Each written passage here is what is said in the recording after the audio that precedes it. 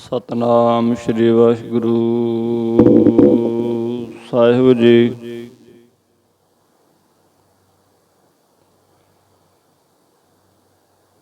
ਇੱਕ ਓੰਕਾਰ ਸਤਿਨਾਮ ਕਰਤਾ ਪੁਰਖ ਨਿਰਭਉ ਨਿਰਵੈਰ ਅਕਾਲ ਮੂਰਤ ਅਜੂਨੀ ਸੈਭੰ ਗੁਰ ਪ੍ਰਸਾਦਿ। ਜਪ ਆਦਿ ਸਚ ਜੁਗਾਦਿ ਸਚ ਹੈ ਭੀ ਸਚ ਨਾਨਕ ਹੋਸੀ ਭੀ ਸਚ। ਹਰ ਜਸ ਰੇ ਮਨ ਗਾਏ ਲੈ ਜੋ ਸੰਗੀ ਹੈ ਤੇਰੋ। ਅਵਸਰ ਬਿਤਿਓ ਜਾਤ ਹੈ ਕਹਿਓ ਮਾਨ ਲੈ ਮੇਰੂ। ਰੈਣ ਗਵਾਈ ਸੋਏ ਕੈ ਦਿਵਸ ਗਵਾਇਆ ਖਾਏ। ਹੀਰੇ ਜੈਸਾ ਜਨਮ ਹੈ ਕੌਡੀ ਬਦਲੇ ਜਾਏ। ਪ੍ਰਾਣੀ ਤੂੰ ਆਇਆ ਲਾਹਾ ਲੈਣ ਲੱਗਾ ਕਿਤ ਕੁ ਫਕੜੇ। ਸਭ ਮੁਕਦੀ ਚੱਲੀ ਰਹਿਣ ਤੁਧ ਆਗੇ ਅਰਦਾਸ ਹਮਾਰੀ। ਜਿਉ ਪਿੰਡ ਸਭ ਤੇਰਾ ਕਹੋ ਨਾਨਕ ਸਭ ਤੇਰੀ ਵਡਿਆਈ। ਕੋਈ ਨਾਉ ਨਾ ਜਾਣੈ ਮੇਰਾ ਕਹੋ ਨਾਨਕ ਸਭ ਤੇਰੀ ਵਡਿਆਈ। ਕੋਈ ਨਾਉ ਨਾ ਜਾਣੈ ਮੇਰਾ।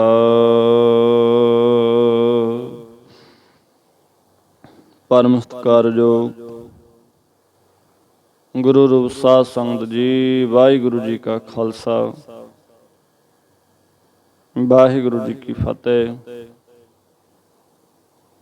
ਗੁਰੂ ਸਾਹਿਬ ਜੀ ਨੇ ਅਪਾਰ ਰਹਿਮਤ ਕਿਰਪਾ ਕੀਤੀ ਹੈ। ਅੰਮ੍ਰਿਤ ਵੇਲੇ ਦੇ ਸੁਭਾਗ ਸਮੇਂ ਬਖਸ਼ਿਸ਼ ਕੀਤੇ ਹਨ। ਨਿਤਨੇਮ ਦੀਆਂ ਅਮੋਲਕ ਦਾਤਾਂ ਬਖਸ਼ਿਸ਼ ਕੀਤੀਆਂ ਨੇ। ਸਤ ਸੰਗਤ ਦੇ ਮਹਾਨ ਕੁੰਭ ਸੇਵਾ ਸਿਮਰਨ ਗੁਰੂ ਸ਼ਬਦ ਦੀ ਵਿਚਾਰ ਦਾਤੇ ਦੀ ਕਿਰਪਾ ਦੇ ਨਾਲ ਸਾਨੂੰ ਕਰਨ ਸੁਣਨ ਵਾਸਤੇ ਅਮੋਲਕ ਪਲ ਪ੍ਰਾਪਤ ਹੋਏ ਨੇ। ਸਵਾਉ ਸਾਧ ਸੰਗਤ ਜਿਤਨਾ ਕੁ ਸਮਾਂ ਮਹਾਰਾਜ ਬਖਸ਼ਦੇ ਨੇ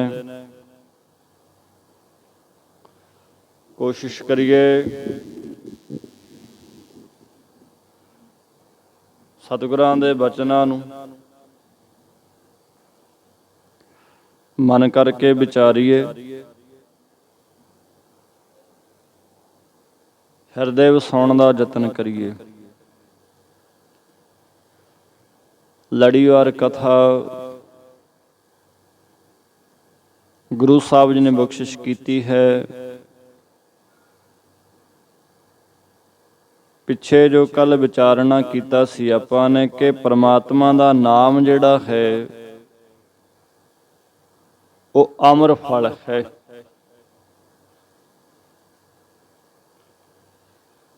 ਜਿਨ੍ਹਾਂ ਨੂੰ ਗੁਰੂ ਸਾਹਿਬ ਜੀ ਆਪ ਇਹ ਫਲ ਦਿੰਦੇ ਹਨ, ਨਾਮ ਦੀ ਦਾਤ ਬਖਸ਼ਿਸ਼ ਕਰਦੇ ਆ,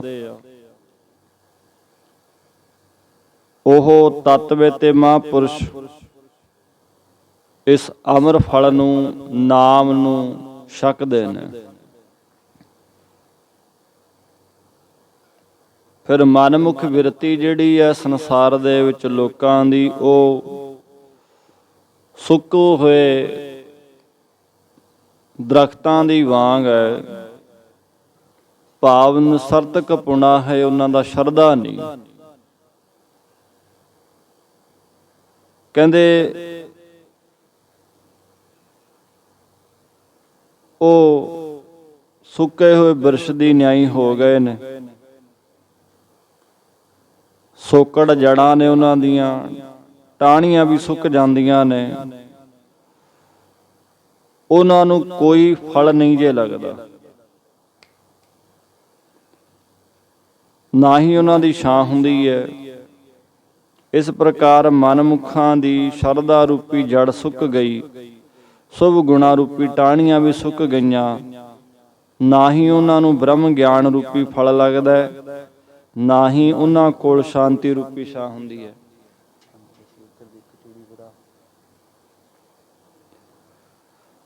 ਤੇ ਤਿੰਨਾਂ ਪਾਸ ਨਾ ਬੈਸੀ ਹੈ।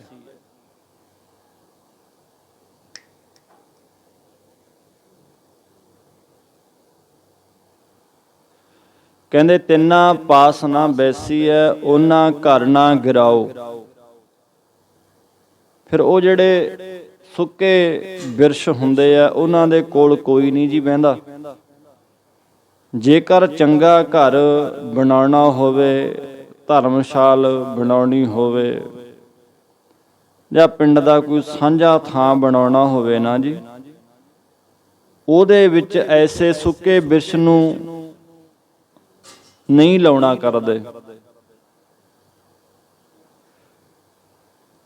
ਉਹਨਾਂ ਬਿਰਛ ਰੂਪੀ ਮਨਮੁਖ ਭਾਵ ਕੁਸੰਗੀਆਂ ਦੇ ਕੋਲ ਬੈਠਣਾ ਨਹੀਂ ਚਾਹੀਦਾ।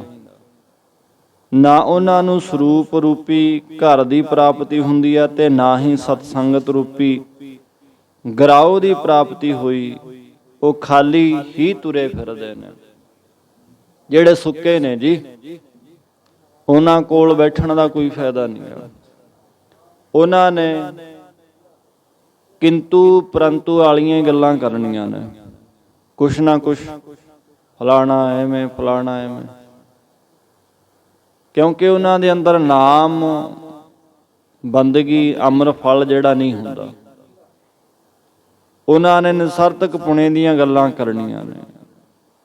ਕਈ ਵਾਰ ਆ ਕੇ ਬੰਦਾ ਗੁਰੂ ਦਰਬਾਰ 'ਚ ਵੀ ਆ ਕੇ ਇੱਦਾਂ ਦੀਆਂ ਗੱਲਾਂ ਕਰਦਾ, ਇੱਥੋਂ ਕੁਛ ਲਾਹਾ ਖੱਟਣਾ ਹੁੰਦਾ। ਬਾਪੂ ਤਾਂ ਇਹ ਕਹਿੰਦਾ, ਭਾਈ ਗੁਰੂ ਦੁਆਰੇ ਹੋਏ ਸੋਝੀ ਪਾਏ ਸੀ, ਕਿ ਸੋਝੀ ਲੈਣ ਆਉਂਦੇ ਆ, ਤੇ ਅਸੀਂ ਕਿਹੜੀ ਸੋਝੀ ਲੈਂਦੇ ਆ? ਤਿੰਨਾਂ ਪਾਸਾਂ ਨਾਲ ਵੈਸੀ ਹੈ। ਜਿਹੜੇ ਸੁੱਕੇ ਨੇ, ਜਿਹੜੇ ਬੰਜਰ ਹੋ ਗਏ ਨੇ, ਸੁੱਕ ਗਏ, ਕਮਲਾ ਗਏ, ਜਿਹੜੇ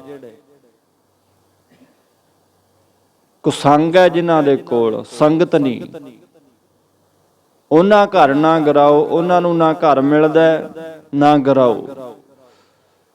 ਉਹ ਖਾਲੀ ਹੀ ਤੁਰੇ ਫਿਰਦੇ ਨੇ। ਤੇ ਸਤਿਗੁਰ ਕਹਿੰਦੇ ਆ ਜੀ, ਕੱਟੀ ਐ ਤੈ ਨਿਤ ਜਾਲੀ ਐ, ਉਹਨਾਂ ਸ਼ਬਦ ਨਾ ਨਾਓ। ਲੋਕ ਉਹਨਾਂ ਨੂੰ ਕੱਟਦੇ ਨੇ, ਨਿੱਤਾ ਪ੍ਰਤੀ ਸਾੜਦੇ ਨੇ। ਉਹਨਾਂ ਦੀ ਐਸੀ ਹਾਲਤ ਹੁੰਦੀ ਹੈ। ਇਸੇ ਤਰ੍ਹਾਂ ਮਨਮੁਖ ਰੂਪੀ ਸੁੱਕ ਗਏ ਬਿਰਛਾਂ ਨੂੰ ਉਹ ਕਹਿੰਦੇ ਮਾਤਾ ਦੇ ਗਰਭ 'ਚ ਸਾੜਿਆ ਜਾਂਦਾ ਹੈ। ਨਿਤ ਜੋਨਾਂ ਦੇ ਵਿੱਚ ਉਹਨਾਂ ਨੂੰ ਫੇਰ ਆਪਣਾ ਆਵਾਗਮਨ ਕੱਟਣਾ ਪੈਂਦਾ ਹੈ। ਜਮ ਰੂਪੀ ਲੱਕੜਹਾਰਾ ਉਹਨਾਂ ਨੂੰ ਨਿਤ ਹੀ ਨਰਕਾਂ ਦੀ ਅੱਗ ਦੇ ਵਿੱਚ ਜਾਲਦਾ, ਸਾੜਦਾ ਹੈ, ਕੱਟਦਾ ਹੈ। ਕਿਉਂਕਿ ਉਹਨਾਂ ਨੇ ਗੁਰਾਂ ਦੇ ਉਪਦੇਸ਼ ਨੂੰ, ਸ਼ਬਦ ਨੂੰ, ਪਰਮਾਤਮਾ ਦਾ ਨਾਮ ਨਹੀਂ ਜਪਿਆ, ਉਪਦੇਸ਼ ਦੁਆਰਾ ਰੱਬ ਦੀ ਬੰਦਗੀ ਨਹੀਂ ਕੀਤੀ। ਮਹਾਰਾਜ ਕਹਿੰਦੇ ਆ ਜੀ, ਹੁਕਮੇ ਕਰਮ ਕਮਾਵਣੇ ਪਇਐ ਕਰਤ ਫਰਾਉ। ਜੀਵ ਪਰਮਾਤਮਾ ਦੇ ਹੁਕਮ ਦੇ ਵਿੱਚ ਕਰਮਾਂ ਨੂੰ ਕਮਾਉਣਾ ਕਰਦੇ ਨੇ।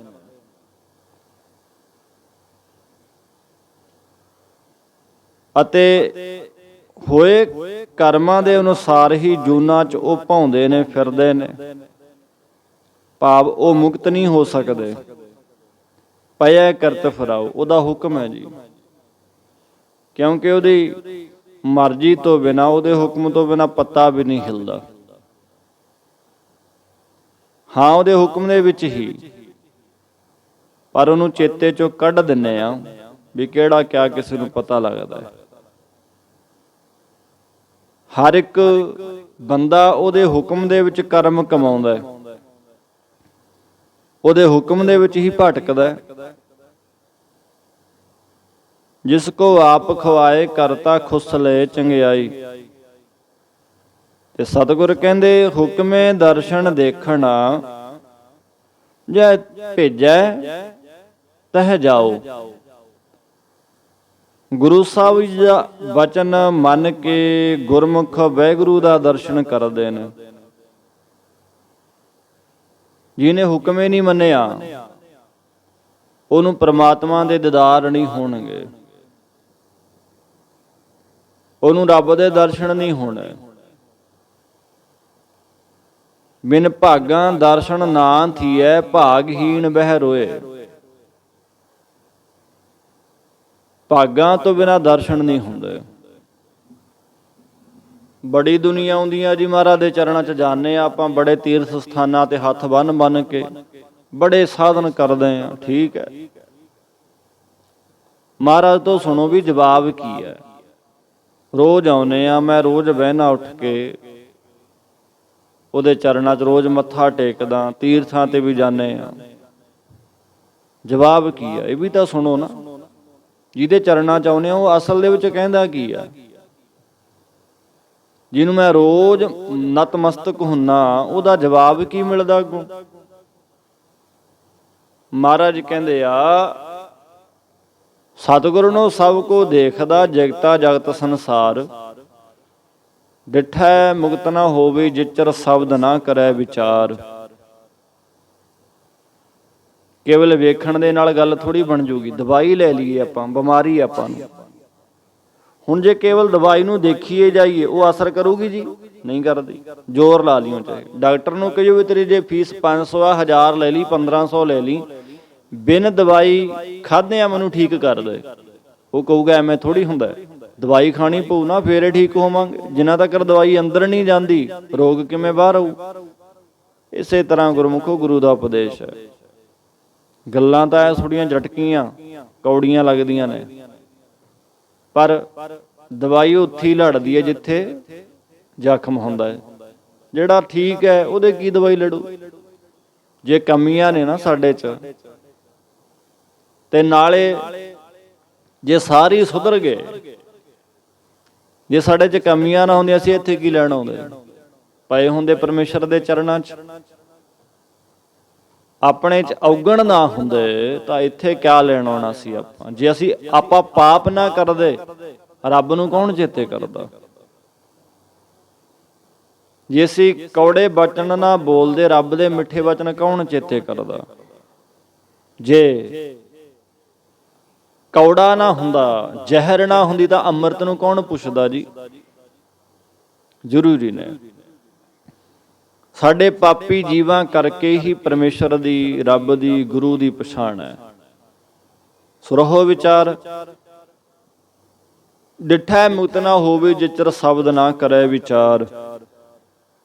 ਜਿੰਨਾ ਟਾਈਮ ਵਿਚਾਰਨੀ ਨਾ ਬਣਦੀ ਸਾਡੀ ਸਹੀ, ਗੁਰੂ ਸ਼ਬਦ ਦੀ ਵਿਚਾਰ ਨਾਲ ਨਹੀਂ ਜੁੜਦੇ, ਜਿੰਨਾ ਮਰਜੀ ਮੈਂ ਦੇਖੀ ਜਾਵਾਂ, ਜਿੰਨਾ ਮਰਜੀ ਮੈਂ ਹੱਥ ਬੰਨ ਕੇ ਖੜਾ ਹੋਵਾਂ, ਮੱਥੇ ਟੇਕਾਂ, ਜੋ ਮਰਜੀ ਕਰਾਂ, ਕਿਉਂਕਿ ਦਵਾਈ ਨੇ ਅੰਦਰ ਜਾ ਕੇ ਠੀਕ ਕਰਨਾ ਹੈ।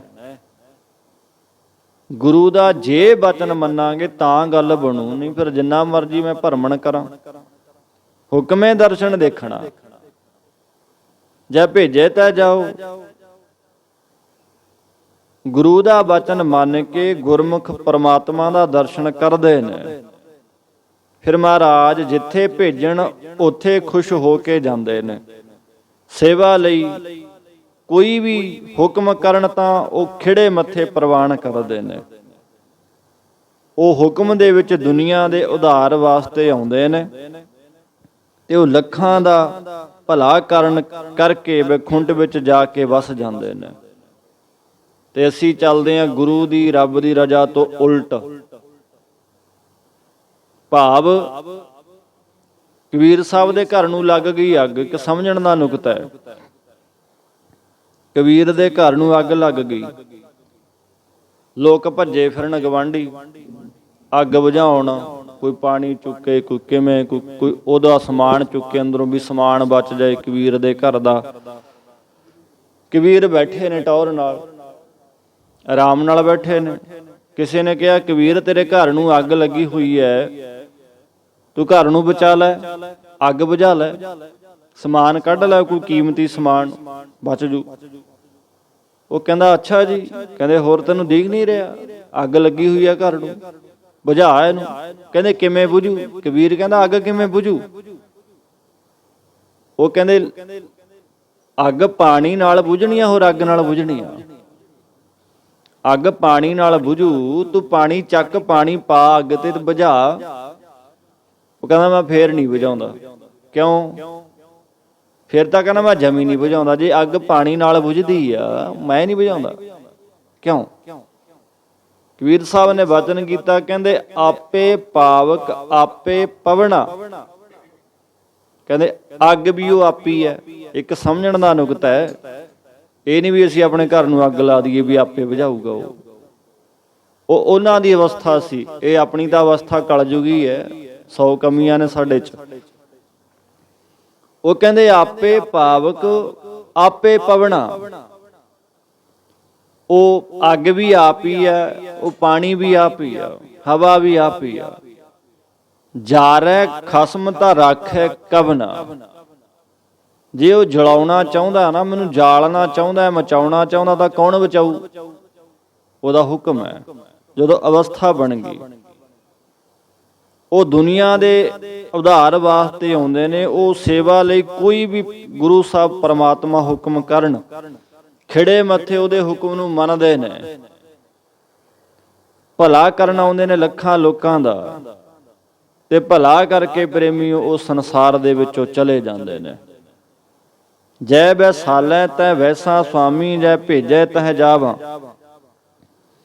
ਗੁਰੂ ਸਾਹਿਬ ਜੀ ਜਿੱਥੇ ਵੀ ਆਪਣੇ ਸਰੂਪ ਵਿੱਚ ਭੇਜਦੇ ਨੇ, ਉਹ ਉੱਥੇ ਹੀ ਵਾਹਿਗੁਰੂ ਦਾ ਸਰੂਪ, ਭਾਵ ਰੱਬ ਦਾ ਰੂਪ ਬਣ ਕੇ ਉਹਦੇ ਵਿੱਚ ਉਹ ਲੀਨ ਹੋ ਜਾਂਦੇ ਨੇ। ਹੁਕਮੇ ਹਰ ਹਰ ਮਨ ਵਸੈ,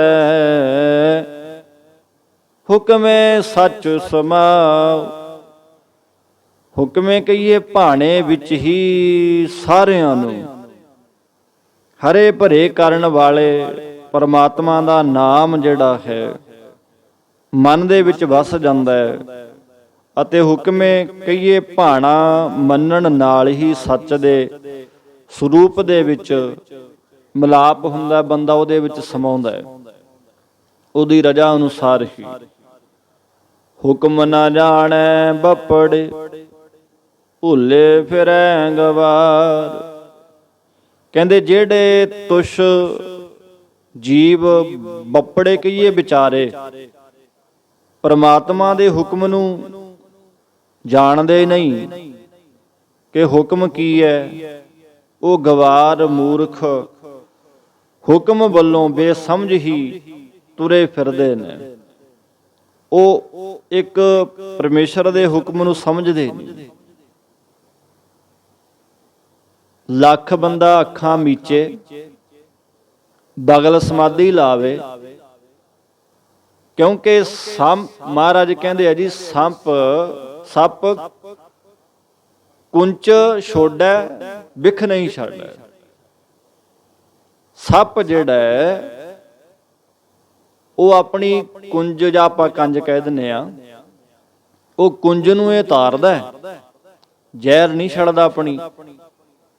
ਇਸੇ ਤਰ੍ਹਾਂ ਵਿਸ਼ੀ ਬੰਦਾ ਜਿਹੜਾ ਨਾ, ਵਿਸ਼ੀ ਹੀ ਬੰਦਾ ਹੁੰਦਾ, ਵਿਕਾਰੀ ਬੰਦਾ, ਮਾੜੀ ਨਜ਼ਰ ਵਾਲਾ, ਲੱਖ ਅੱਖਾਂ ਮਿੱਠੇ, ਲੱਖ ਬਗਲ ਧਿਆਨ ਸਮਾਧੀ ਲਾਵੇ, ਉਹਨੇ ਡੰਗ ਮਾਰਨਾ।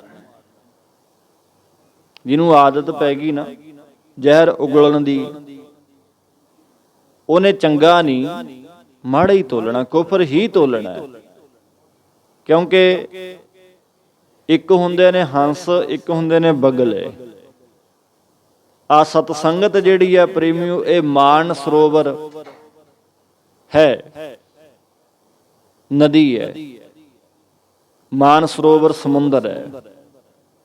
ਇੱਥੇ ਹੀਰੇ ਵੀ ਨੇ ਤੇ ਉਸ ਸਮੁੰਦਰ ਦੇ ਵਿੱਚ ਡੱਡੀਆਂ ਵੀ ਹੁੰਦੀਆਂ ਨੇ। ਹੰਸ ਵੀ ਆਉਂਦੇ ਨੇ, ਬਗਲੇ ਵੀ ਆਉਂਦੇ ਨੇ। ਹੰਸਾਂ ਦਾ ਕੀ ਕੰਮ ਹੈ? ਹੰਸਾਂ ਨੇ ਹੀਰੇ ਮੋਤੀ ਚੁਗਣੇ ਨੇ, ਤੇ ਬਗਲਿਆਂ ਨੇ ਗੁਰਮੁਖੋ ਡੱਡੀਆਂ। ਮਹਾਰਾਜ ਕਹਿੰਦੇ ਆ ਜੀ, ਹੰਸਾ ਹੀਰਾ ਮੋਤੀ ਚੁਗਣਾ, ਬਗ ਡੱਡਾ ਭਾਲਣ ਜਾਵੇ। ਹੰਸਾਂ ਨੇ ਹੀਰੇ ਮੋਤੀ ਚੁਗਣੇ ਨੇ ਜੀ, ਉਹਨਾਂ ਨੇ ਗੁਣ ਵੇਖਣਾ ਹੈ, ਗੁਰੂ ਦਾ ਉਪਦੇਸ਼ ਵੇਖਣਾ ਉਹਨਾਂ ਨੇ। ਤੇ ਜਿਹੜੇ ਬਗਲੇ ਨੇ, ਉਹਨਾਂ ਨੇ ਗੰਦਮੰਦ ਵੇਖਣਾ, ਗੰਦਮੰਦ ਹੀ ਸੋਚਣਾ। ਲੱਖ ਉਹ ਬਗਲ ਧਿਆਨ ਲਾਉਣ, ਅੱਖਾਂ ਮੀਚਣ, ਦਿਖਾਵਾ ਕਰਨ, ਪਰ ਉਹਨਾਂ ਨੇ ਬਗਲਿਆਂ ਵਾਂਗ ਜਦੋਂ ਡੱਡੀ ਆਈ ਭੱਜ ਕੇ ਝੜੱਪ ਮਾਰ ਦੇਣੀ ਹੈ। ਇਸੇ ਤਰ੍ਹਾਂ ਉਹ ਮਨਮੁਖਾਂ ਦੀ ਬਗਲ ਸਮਾਧੀਆਂ ਵਾਲਿਆਂ ਦੀ ਹਾਲਤ ਹੈ। ਮਾਨ ਸਰੋਵਰ ਤੇ ਜਾ ਕੇ ਵੀ ਉਹਨਾਂ ਨੇ ਹੀਰੇ ਜਵਾਹਰਾਤ ਛੱਡ ਕੇ ਵਿਕਾਰਾਂ ਰੂਪੀ ਡੱਡੀਆਂ ਮੱਛੀਆਂ ਭਾਲਣੀਆਂ ਨੇ।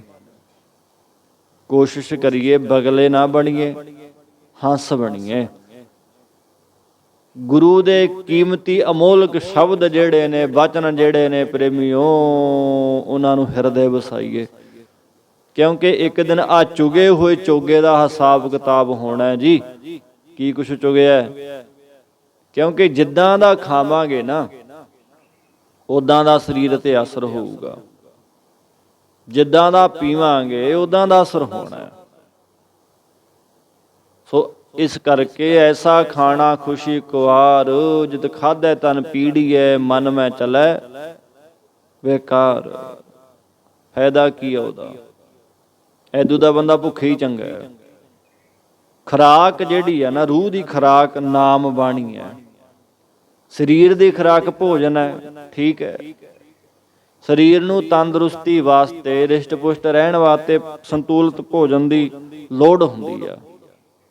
ਤੇ ਮਨ ਨੂੰ, ਆਤਮਾ ਨੂੰ ਅੰਦਰ ਨਾਮ ਬਾਣੀ ਦਾ ਭੋਜਨ ਜ਼ਰੂਰੀ ਆ। ਆ ਬਾਣੀ ਜਿਹੜੀ ਰੂਹ ਦੀ ਖੁਰਾਕ ਆ, ਸ਼ਬਦ ਜਿਹੜਾ ਗੁਰੂ ਦੀ ਵਿਚਾਰ ਜਿਹੜੀ ਆ, ਰੂਹ ਦੀ ਖੁਰਾਕ ਹੈ। ਜੇ ਕੋਈ ਸਮਝੇ,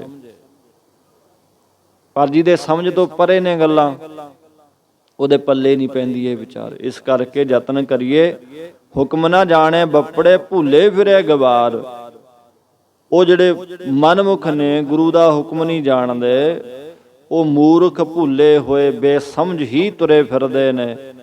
ਪਰਮਾਤਮਾ ਨੂੰ ਉਹ ਸਮਝਦੇ ਨਹੀਂ, ਉਹਨਾਂ ਨੇ ਕਦੇ ਜਾਣਨੇ ਨਹੀਂ ਕੀਤਾ ਪਰਮੇਸ਼ਰ ਨੂੰ। ਆਓ ਜੀ, ਰਹਿੰਦੀਆਂ ਵਿਚਾਰਾਂ ਅੱਗੇ ਵਿਚਾਰਾਂਗੇ। ਭੁੱਲਾਂ ਤੋਂ ਖਿਮਾ, ਇੱਥੇ ਸਮਾਪਤੀ ਹੈ। ਸ਼ਲੋਕ ਪਵਨ ਗੁਰੂ ਪਾਣੀ ਪਿਤਾ, ਦਿਵਸ ਰਾਤ ਦੋਇ ਦਾਈ ਦਾਇਆ। ਚੰਗਿਆਈਆਂ ਬੁਰਿਆਈਆਂ ਕਰਮੀ ਆਪੋ ਆਪਣੀ,